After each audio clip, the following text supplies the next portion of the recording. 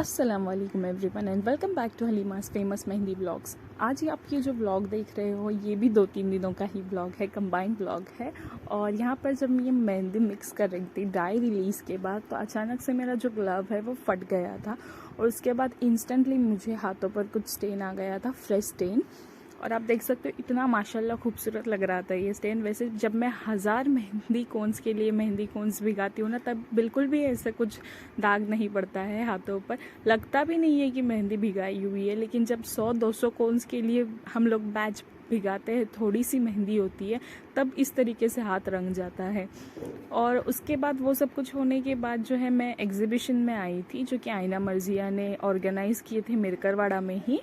मैं ज़्यादा किसी स्टॉल्स पर नहीं जा पाई, लेकिन मदिहा क्रिएशन के स्टॉल पे मुझे मेरे लिए और मेरे मदर इन लॉ के लिए कुछ ज्वेलरी ख़रीदनी थी, तो मैंने यहाँ से कुछ बैंगल्स ख़रीदे थे।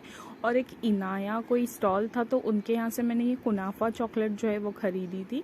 और मुझे ये बहुत ही ज़्यादा एक्साइटेड थी मैं, क्योंकि वायरल है इंस्टाग्राम पे, हर कोई आजकल उसे देख रहा था, रील्स वगैरह बन रहे थे, तो मुझे भी ख़रीदना था इसे।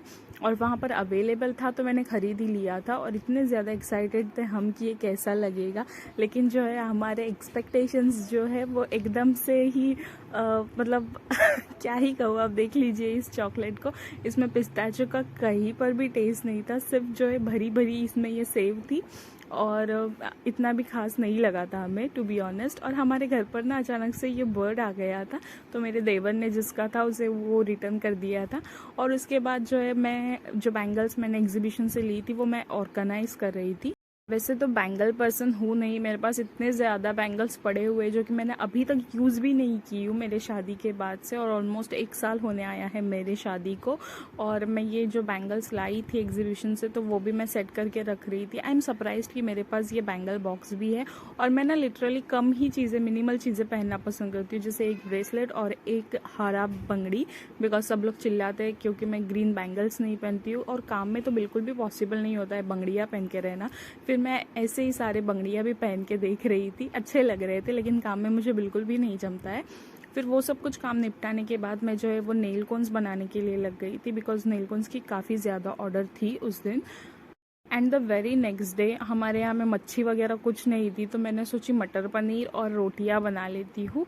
तो मटर पनीर तो रेडी था, वैसे आपको तो रेडीमेड मिल ही जाता है, और मैं ये रोटियां बना रही थी। रोटियां बनाना is really not my task, मतलब मुझे इतना कंटाला आता है रोटी बनाने में, और ये इतना मेस क्रिएट हो जाता है रोटी बनाने में। वो आटा गूंदने में मैं 100 कोन्स की मेहंदी भिगा लूँ, वो मेरे लिए इजी काम है। तो और कौन कहता है मेरी रोटी गोल नहीं बनती है, तो मैंने ना उसको प्लेट से जो है वो गोल भी कर दी थी ये रोटी। और ये सारे ही मेरा मेस हो जाने के बाद मुझे सबसे ज़्यादा मेन काम था, वो था रोटियां सेकाना। आटा गूंदने से लेके रोटियां बेलने तक का सफ़र तो मेरा ठीक है, लेकिन मेरे ये रोटियां सेकाना, मेरे मतलब बाप रे इतना मुझे टेंशन आता है। और ये मुझे मेरी मम्मी ने बताई थी। पहले तो मुझे हर कोई बताता था कि गैस जो है फ्लेम थोड़ी कम रखो और उसको सेका लो, ये करो, कपड़े से कर लो, इससे करो। लेकिन मुझे ना बहुत ही इरिटेशन होती है रोटी बनाने में और उससे मेनली सेकाने में। तो मेरी मम्मी ने कहा ये हाई फ्लेम पे ही कर दो, और 5-6 सेकेंड इनिशियल के उसको थोड़ा सा सेकने दो, फिर उसको टर्न करो, फिर एक साइड ऑयल लगाओ, फिर दूसरी साइड ऑयल लगाओ। और कभी कभी ना ये रोटियाँ फूल जाती है। एक लास्ट टाइम भी जब मैं व्लॉग बना रही थी ना, तब ये फूल गई थी, लेकिन इस बार तो एक भी रोटी मेरी फूली नहीं है।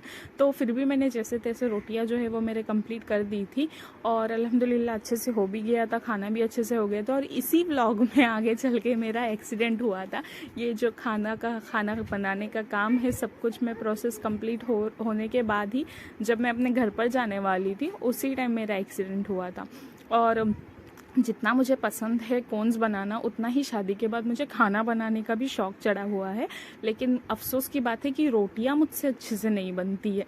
तो मैं आइदर मेरे मम्मी के हाथ की रोटियां ही ज़्यादा तो पसंद करती हूँ, और मेरी मम्मी जो है वो रोटियां बहुत ही ज़्यादा अच्छे बनाती है अल्हम्दुलिल्लाह। और मम्मी की ना परफेक्टली वो गोल भी बनती है और फुली फुली रोटियाँ भी होती है। और मेरी रोटियाँ तो पता नहीं क्या ही हो जाता है, सड़ जाती है मेरी रोटियाँ इतनी, मतलब मेरी रोटियाँ जो है वो सख्त बनती है। मम्मी ने एक बार मुझे बनाने के लिए बोले थे, और वो भी मेरी इतनी कड़क रोटी बन गई थी शादी के पहले, ऐसा लग रहा था वो लोग जेल में हैं। और अब अल्हम्दुलिल्लाह मैं थोड़ा थोड़ा ट्राई कर रही हूँ कि मेरा खाना भी जो है वो अच्छे से कंप्लीट हो जाए।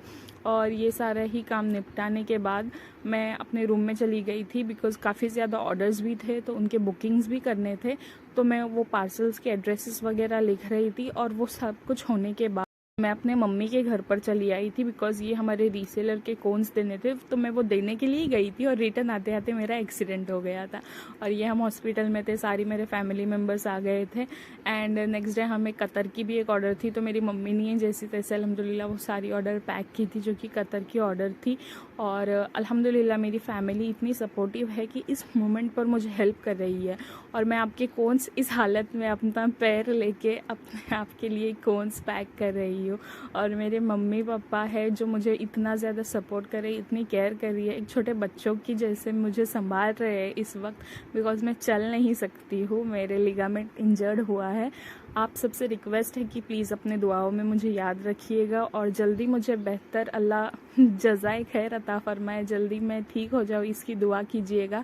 और इंशाल्लाह आप ऐसे ही प्यार देते रहिएगा, और आपको मैं इंशाल्लाह हमेशा अच्छा एक व्लॉग देने की कोशिश करूँगी। व्लॉग अच्छा लगा हुआ हो तो ज़रूर लाइक, शेयर और सब्सक्राइब कीजिएगा। Thank you so much.